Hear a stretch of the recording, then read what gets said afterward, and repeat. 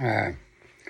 Uh, it's been a while since I did a video that uh, touched on things like this. Um, this is going to be from the Old Testament, and it's 1 Samuel chapter 8 is where it starts. First, there are two people that are mentioned a lot in the Bible that share a name, and that name is Saul, Saul. And I checked on this, and it said that name means prayed for. Of course, anyone that's ever dealt with any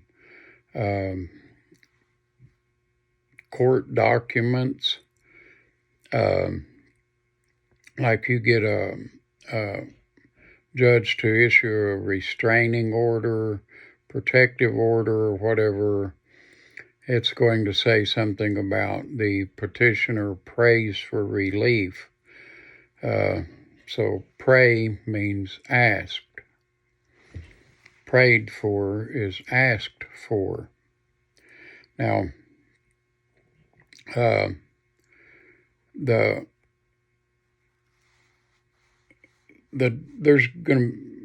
a huge difference between these two people. The first one starts out in 1 Samuel chapter 8, and I'm going to start at verse 1. And it came to pass when Samuel was old that he made his sons judges over Israel. Now the name of his firstborn was Joel, and the name of his second, Abiah. I think that's how it's pronounced. They were judges in Beersheba. And his sons walked not in his ways, but turned aside after lucre, and took bribes, and perverted judgment. Then all the elders of Israel gathered themselves together, and came to Samuel unto Ramah, and said unto him, Behold, thou art old, and thy sons walk not in thy ways. Now make us a king to judge us like all the nations. But the thing displeased Samuel when they said, Give us a king to judge us. And Samuel prayed unto the Lord. And the Lord said unto Samuel, Hearken unto the voice of the people, in all that they say unto thee, for they have not rejected thee, but they have rejected me, that I should not reign over them. Now, here, this is the same thing. They're not rejecting Jesus, they're rejecting God. And on further down, when you go to witness somebody, if they don't want to hear it, they refuse to hear it, whatever, they're not rejecting you, they're rejecting Jesus and our Father, because Jesus is our brother. Okay, I'll get off of that rabbit trail, sorry. According to all the works which they have done since the day that I brought them up out of Egypt, even unto this day, wherewith they have forsaken me and served other gods, so do they also unto thee. Now therefore hearken unto their voice, howbeit yet protest solemnly unto them, and show them the manner of the king that shall reign over them. And Samuel told all the words of the Lord unto the people that asked of him a king. And he said, This will be the manner of the king that shall reign over you. He will take your sons and appoint them for himself, for his chariots, and to be his horsemen, and some shall run before his chariots. And he will appoint him captains over thousands, and captains over 50s, and will set them to ear his ground, and to reap his harvest, and to make his instruments of war, and instruments of his chariots. And he will take your daughters to be confectionaries, and to be cooks, and to be bakers. He's going to put them in the kitchen. And he will take your fields, and your vineyards, and your olive yards, even the best of them, and give them to his servants. And he will take the 10th of your seed and of your vineyards, and give to his officers and to his servants. And he will take your manservants and your maidservants and your goodliest young men and your asses, and put them to his work. He will take the 10th of your sheep, and you shall be his servants. And you shall cry out in that day because of your king, which you shall have chosen you, and the Lord will not hear you in that day. Nevertheless, the people refused to obey the voice of Samuel, and they said, Nay, but we will have a king over us, that we also may be like all the nations, and that our king may judge us and go out before us and fight our battles.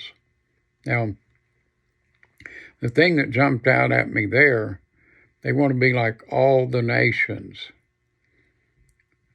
Israel was God's chosen people, but they rejected him. They want to be like everybody else.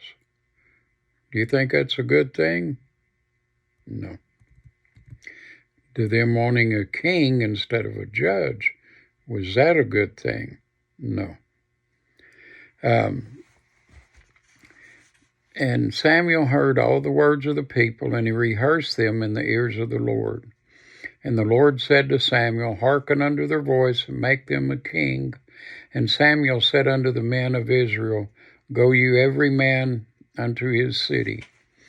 Now there was a man of Benjamin, whose name was Kish, the son of Abiel, the son of Zeror, I hope I'm getting these right, the son of Bechorath, the son of Aphiah, a Benjamite, a mighty man of power. And he had a son, whose name was Saul, a choice young man and a goodly, and there was not among the children of Israel a goodlier person than he. From his shoulders and upward, he was higher than any of the people. You've heard that expression, head and shoulders above the rest? There you go. And the asses of Kish, Saul's father, were lost. And Kish said to Saul his son, Take now one of the servants with thee, and arise, go seek the asses. And he passed through Mount Ephraim, and passed through the land of Shalisha, but they found them not. Then they passed through the land of Shalom, and there they were not. And he passed through the land of the Benjamites, but they found them not. And when they were come to the land of Zuph, Saul said to his servant that was with him, Come and let us return, lest my father leave caring for the asses, and take thought for us. And he said unto him, Behold now, there is in this city a man of God, and he is an honorable man. All that he saith cometh surely to pass. Now let us go thither. Peradventure he can show us our way, that we should go. Then said Saul to his servant, But behold, if we go, what shall we bring the man? For the bread is spent in our vessels, and there is not a present to bring to the man of God. What have we?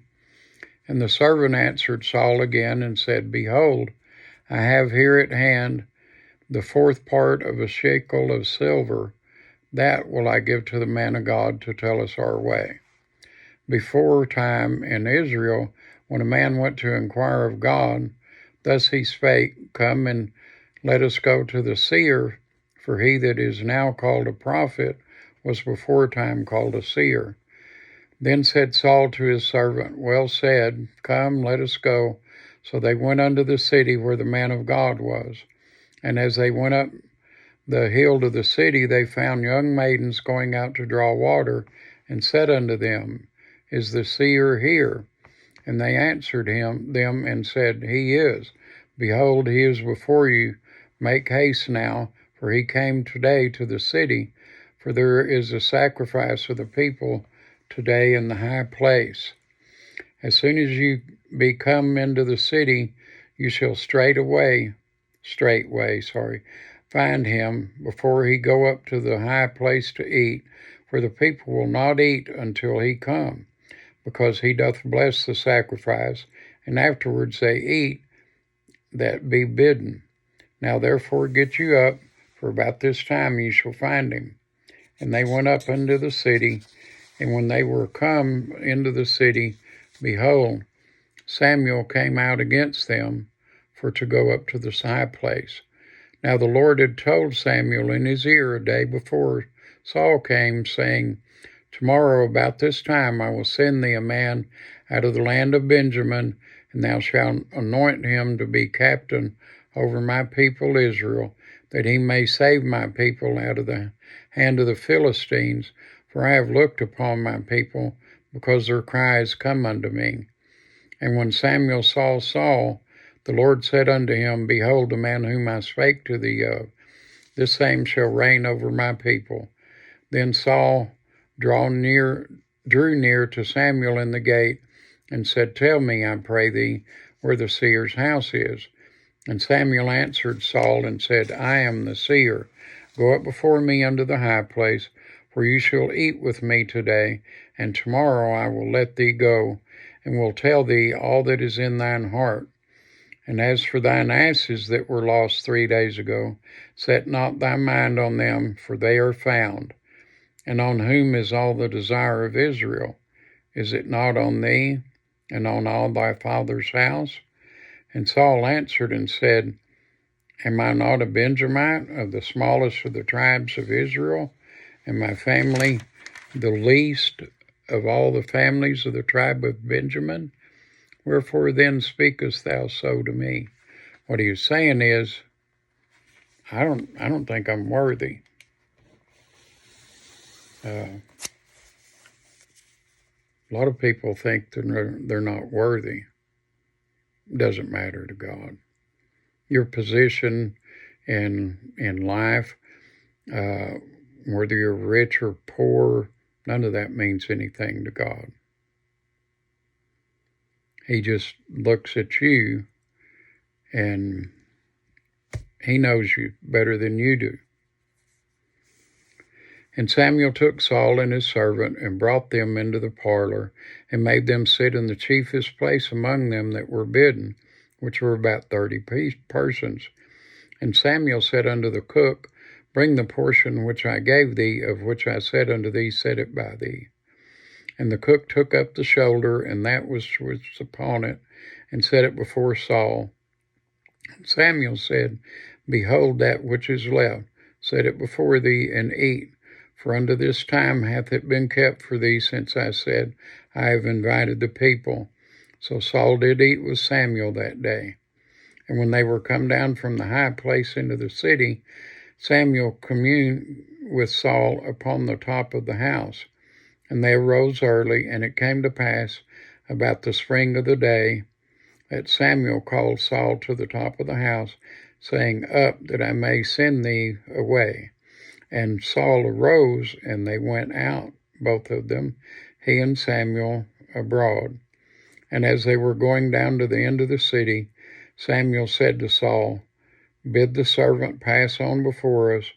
And he passed on. But stand thou still a while, that I may show thee the word of God.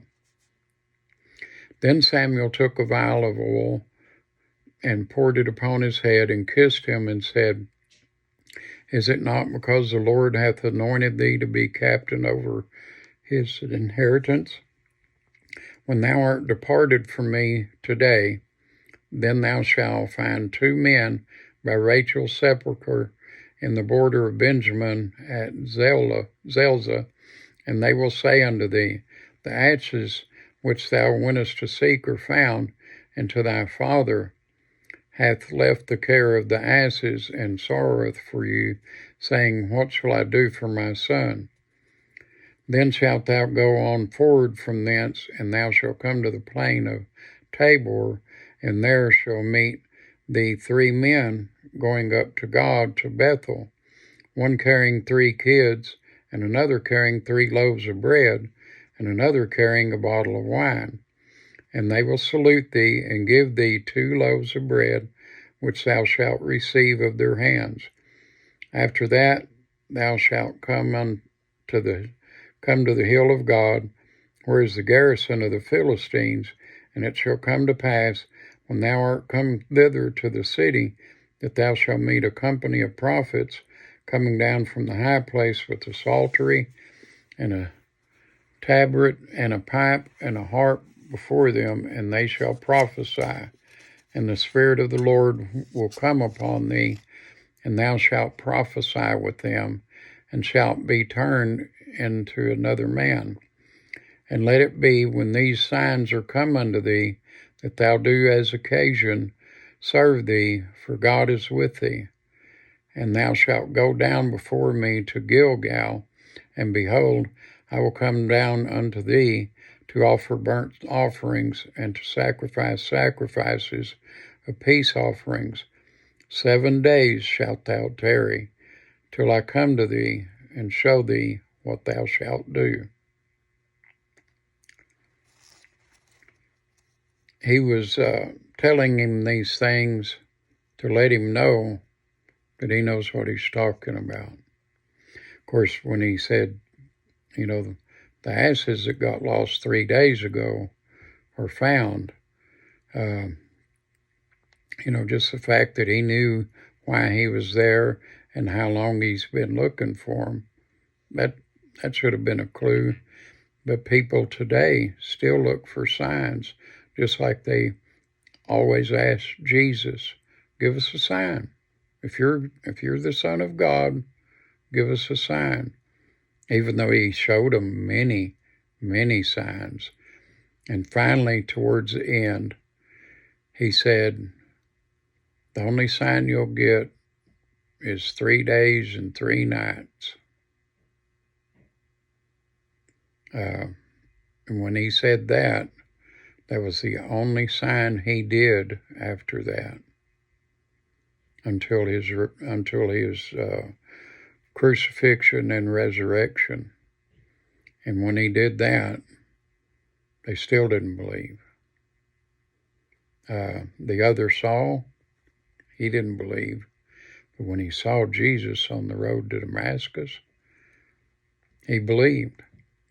And like I said, Saul meant prayed for, but Paul means small. He no longer thought of himself as all the things he mentioned later on, which was he was, a Hebrew of Hebrews, and, all that stuff. I can't remember exactly how it went, but he was pretty well puffed up. And, when they stoned Stephen, he became a martyr, Stephen, that is. He still thought he was something. But when he met Jesus, he realized he wasn't that much.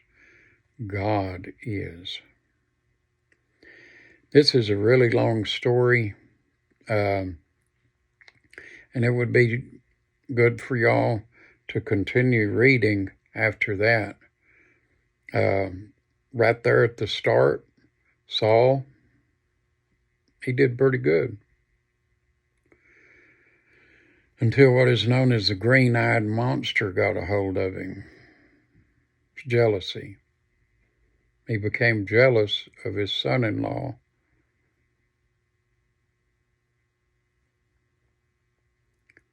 We need to stay with God, not with people, not with our ego or anything else. Just stay with God. I love y'all. See you next time. Bye.